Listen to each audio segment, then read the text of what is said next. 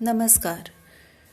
Doctor वंदना रस्तोगी सह आचार्य Sanskrit BND राजकीय कला महाविद्यालय चिमनपुरा के द्वारा BA तृतीय वर्ष संस्कृत की कक्षा में आप सबका स्वागत है। विद्यार्थियों, पिछली कक्षा में हमने अपनी पाठ्य पुस्तक रघुवंश का सामान्य परिचय प्राप्त किया था, जिसके अंतर्गत हमने रघुवंश के रचनाकार महाकवि कालिदास के कृतित्व अर्थात उनकी रचनाओं का संक्षेप में विवरण प्राप्त किया। रघुवंश के विषय में प्रसिद्ध प्रशंसापूर्ण उक्तियों के बारे में जाना।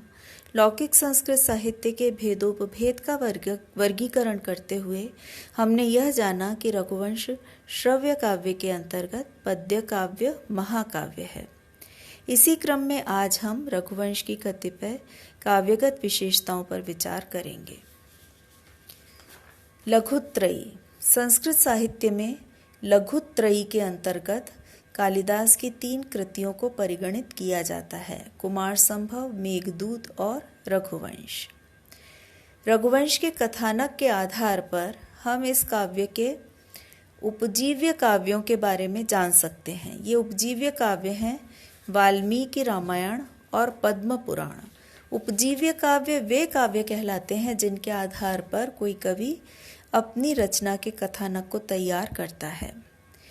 वाल्मीकि रामायण के विषय में रघुवंश के प्रथम सर्ग के 4th श्लोक में स्वयं कालिदास ने माना है कि वाल्मीकि कृत रामायण को रघुवंश की रचना का मूल आधार स्वीकार किया जा सकता है।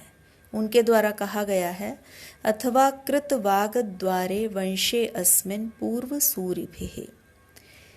रघुवंश में वर्णित सूर्यवंश अथवा इक्ष्वाकु वंश की वंशावली का आधार पद्म पुराण को बनाया गया है। पुराणों में जो वंशावली वर्णित रहती हैं, उन्हीं के आधार पर कालिदास ने सूर्यवंश का वर्णन रघुवंश में किया है। नामकरण की दृष्टि से रघु नाम वंशः षष्ठी तत्पुरुष समास के द्वारा रघुवंश शब्द की व्युत्पत्ति होती है और उसमें भी हम कह सकते हैं कि रघुवंशम अधिकृत्य कृतम काव्यम रघुवंशम। रघुवंश को आधार बना करके लिखा गया रचित काव्य रघुवंश है, जिसमें रघुओं के वंश का वर्णन किया गया है। कलेवर की दृष्टि से, आकार की दृष्टि से इस महाकाव्य में कुल 19 सर्ग हैं, जिनमें 1569 पद्य हैं। सबसे बड़े सर्ग के रूप में हम देखते हैं कि 12वां सर्ग है, जिसमें 104 श्लोक हैं, और जबकि 18वें सर्ग में न्यूनतम 53 श्लोक हैं। इस महाकाव्य के 19 सर्गों में मनु, दिलीप, रघु, अज, दशरथ, राम, कुश, अतिथि, 22 अन्य रघुवंशी राजाओं से लेकर के अग्निवर्ण तक सूर्यवंशी राजाओं का वर्णन किया गया है। कुल इनकी संख्या, इन राजाओं की संख्या 31 मानी जाती है। जैसा कि हम जानते ही हैं कि रघुवंश एक छंदोबद्ध रचना है, पद्य काव्य है, महाकाव्य है।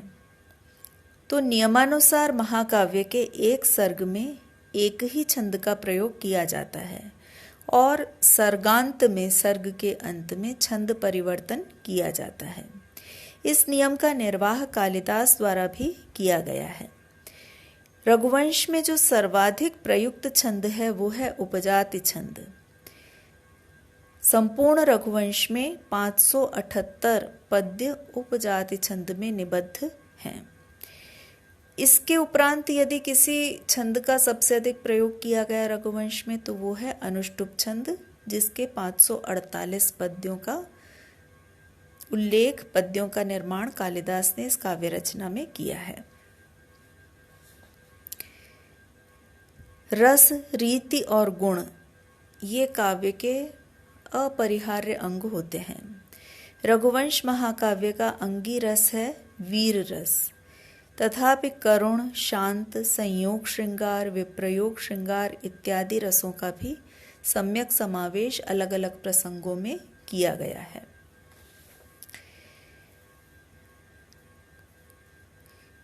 रीति की दृष्टि से कालिदास की रीति है वैदर्भी रीति। वैदर्भी रीति संदर्भे कालिदासो विशिष्यते कहा भी गया है। और गुण की दृष्टि से कालिदास प्रसाद और माधुर्य गुण के प्रयोग के लिए प्रसिद्ध हैं। तो इस प्रकार से रघुवंश में भी उन्होंने वैदर्भी रीति का प्रयोग किया है और प्रसाद और माधुर्य गुणों का समावेश किया है। किसी भी ग्रंथ को समझने के लिए टीका ग्रंथों का बहुत अधिक महत्व होता है, व्याख्या ग्रंथों का बहुत अधिक महत्व होता है।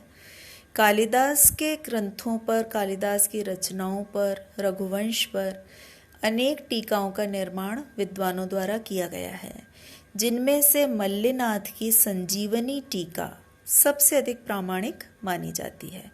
कालिदास के समस्त टीकाकारों में से मल्लिनाथ को ही सबसे अधिक प्रामाणिक माना जाता है, जिनके द्वारा विरचित टीका का नाम है संजीवनी टीका।